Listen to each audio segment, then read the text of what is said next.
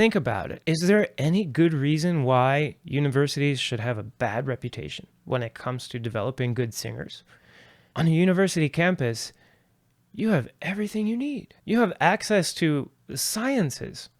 You have access to the sports department. You have access to the drama department. History. Everything you could think of is right there in the university that you could possibly need as a resource to become a great singer.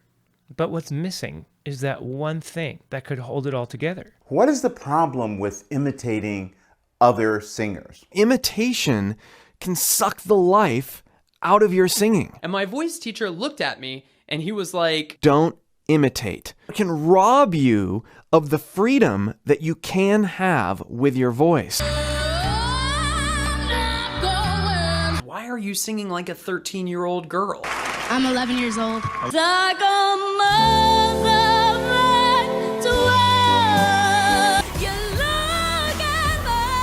When they start singing, it's like they try to become a different person. And it's like they manufacturing this singing voice that doesn't exist. What if you don't exist? It's unnatural. Yeah, there's a little overlap there at the top, and it's not perfectly round, but it's natural. So hot take here, your natural voice is your speaking voice. It is what you have and what you were given. Happy birthday to you. It's not something that you can manufacture into a better singing voice.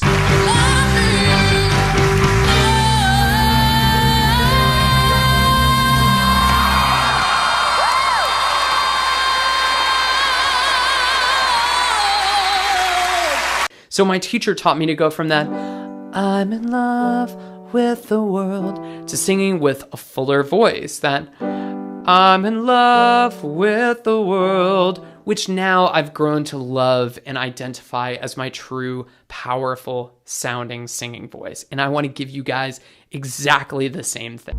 I think I gotta go home. Question.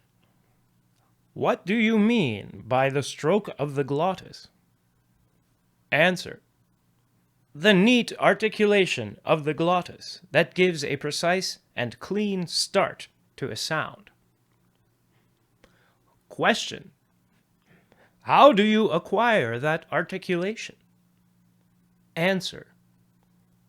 By imitation, which is the quickest of all. Those are the words of Manuel Garcia. Manuel Garcia, if you're not familiar with his name, is often quoted by modern classical voice teachers as the source of what they teach. They often claim, I teach the old school singing, and it comes from Lamperti and from Garcia. But these same people probably also teach you never to imitate. How can it be that they pay homage to Manuel Garcia and to the old school, which was really, really based on imitation? And yet, at the same time, they tell us that imitation is bad, that it will ruin your voice in the end. It will suppress your unique sound. Well, let's just maybe explore a little bit some history, and maybe we can try to come up with an explanation for how this idea developed, and then maybe we could come up with an idea to counter this idea. Bring back the virtue of imitation and demonstration. Picture yourself in 1910. Civilization itself has been changing really fast. People, on the one hand, are really excited about all these new possibilities, things like social mobility and city life, and leaving the farm. Up until this point, 60% or whatever the figures are, the majority of people spend their whole lives growing food. And now everything is changing really, really, really fast, and people spend their whole day now in a factory making industrialized goods.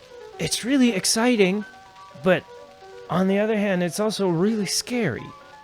People are craving the sort of predictable nature of the past, but they don't want to let go of these new possibilities. And increasingly, society is requiring, and the economy is requiring everybody to specialize. That's called division of labor. It means instead of making your own clothes, and also growing food, and also fixing your own house when it breaks, training your own animals, butchering your own meat, all of that stuff. You start to focus on just one job, and you get paid for that job, and you use your income, you use your extra money to pay other people to do the jobs you used to do yourself. And the idea is, by specializing, everyone can be more efficient, and we all together get more done that way. For voice teachers, it was a really big problem. What if you don't exist? They didn't have this idea yet of the university voice teacher. You couldn't go study to be a voice teacher at voice teacher school and then open a voice studio. Like, no, who's gonna go? Who's gonna go to learn singing from someone who's like never even been on the stage? That doesn't make any sense. Those who can, do. Those who can't, teach. Someone who's not really connected with singing in any way couldn't just go to a school with the idea of becoming a voice teacher. That wasn't a thing. And people like Douglas Stanley, for instance, and other leaders at the time had this problem because they wanted to make it a profession. And then, of course, a whole lot of other people who would rather not work for a living in a factory or in an office or something like that wanted to make a career out of just teaching singing. So they came up with the idea of the voice teacher as we know it. And they came up with the relationship as we know it of the student and the teacher. And the idea that you're going to develop your singing style and technique and voice through voice lessons primarily. That's different, if you will, from, okay, let's say you go to a historically black church. You may notice the singers are better than just average people on the street. They're very strong singers by comparison. And you may have noticed that they use a similar sound, a similar style, similar technique. And that combination of technique and style can be identified with a particular culture. There's no real formal thing like voice lessons that's teaching all these people to sing in pretty much the same way and to be strong singers like that. It's sort of just happening the same way you learned how to speak from your mother and your father through imitation, demonstration and imitation, and through community. Now, this could not be done anymore starting in the 20th century. People were not running away to join the theater anymore. You couldn't do that. You couldn't just do that. You had to specialize. It was becoming increasingly hard for people to get into classical singing kind of the usual way, which was to find yourself as part of a community of people who sing, maybe a particular theater, and it has a troupe of singers. And they train together, they live together, they work together, they do everything together. They're almost more like a family than like a professional organization. That was becoming more and more rare because it didn't fit in the whole specialization economy that was developing. Guys like Douglas Stanley, they wanted to develop this new profession. And, it makes sense. But I think there was one serious wrinkle that it caused them to come up with a compensation. And that compensation is still what's killing classical singing today, the phonograph. The phonograph was invented, and the recording industry was invented right around this time. Like the very late 19th century and the very beginning of the 20th century was when we first started seeing recordings on wax cylinders. And by 1910, the phonograph is being marketed.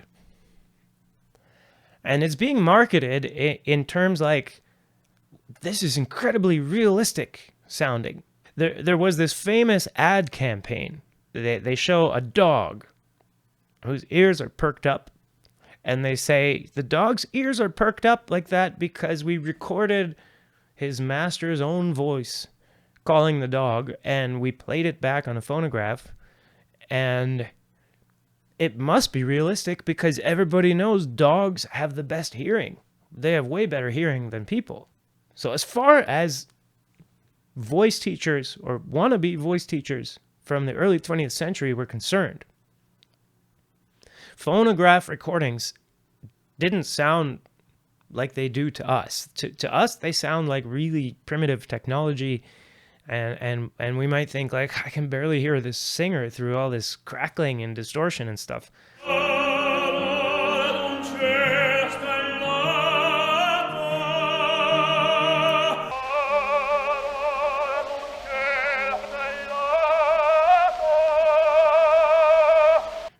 Not to them. To them, this was like, holy shit, I can put Enrico Caruso, in a suitcase and bring him from one place and time to a different place and time and play it again. Fuck. How am I going to sell 1 hour of imitating me when, for the same price, you could buy that Caruso record? And now you can play that thing as many times as you want. And you can imitate that. So these new records are giving with one hand. They're giving teachers something to teach about, something to teach for, giving people a reason to want to get into singing. But at the same time, now the students can compare how the voice teachers sing to how they're singing, and they can compare how their students sing to how the great singers of the world are singing on phonograph records. They had to do something about it if they wanted to make this new industry, this new job, and they did. And they did the logical thing. If imitation is a problem, we get rid of imitation. And so they came up with the idea that imitating is going to lead to vocal damage of some kind. You need to learn and master 3 different vocal elements in order to get the most out of your profitable coaching business. Fear being a huge one. Vocal damage. From various forms of vocal injury. You have to remember that the things that you do with your voice in every way don't just stick with you for that night. They stick with you forever. On that note, I do give voice lessons. If you're interested in voice lessons, you can definitely tell by this what my approach is. Stick around. So they came up with these theories, and they are presented to us as somehow based in fact or science or something like that. And what I love about the Swedish Italian School is it's been proven over many, many years to be not only helpful in helping someone develop their voice, but also therapeutically. In order to sing in a healthy way, you really just need to release your natural sound. At the same time that they started branding themselves as old school. There was a very, very long lineage behind this training called the Swedish Italian School. They started undermining the most important old school ideas. I don't believe these one-on-one voice lessons are actually the way forward. I think the way forward is demonstration.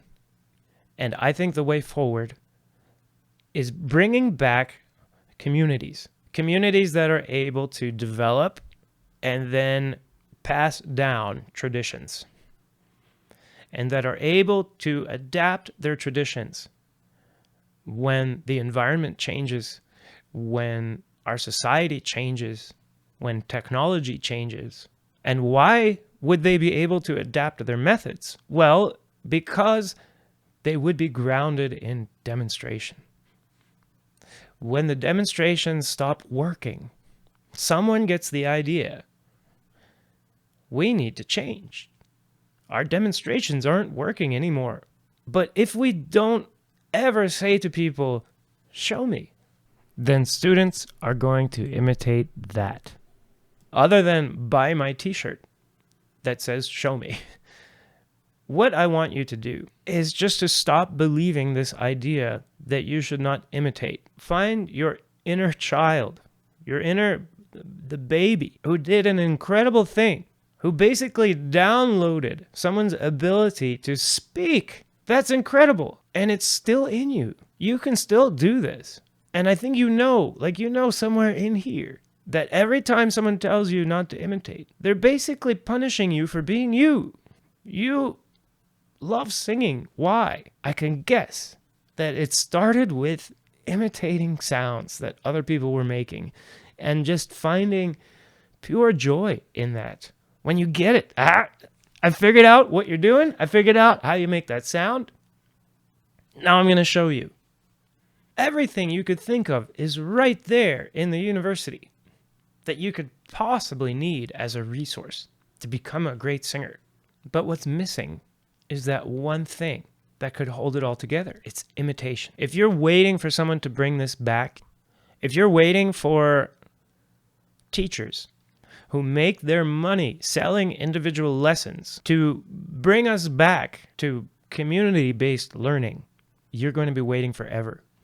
It's not a situation that would benefit them. They know that individual lessons failed to make them a great singer or even a competent singer. And they know if we really look at this question and put some resources into figuring out how to pass on good singing from one generation to the next, or even just from one person to the next, the answer is not going to be one-on-one voice lessons. One-on-one voice lessons put you at a huge disadvantage.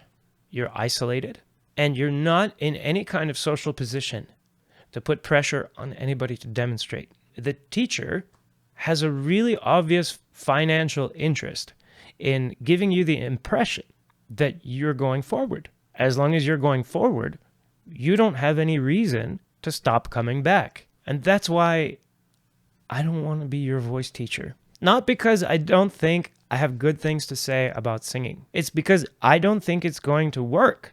I don't think that calling me up and getting information only from me could possibly help you. I think the better I am at it, the more I will fuck you over, because it's already a trap. It's already discouraging you from doing what you need to do, which is to look for as many examples as you can of what you would like to do so that you can imitate them. And by imitating a great number of people, your own preferences will quite naturally start to select some options you prefer and suppress some options you don't like. Through that process, you develop what we could call a unique style, an individual style. You express your preference, but you cannot do it without imitation.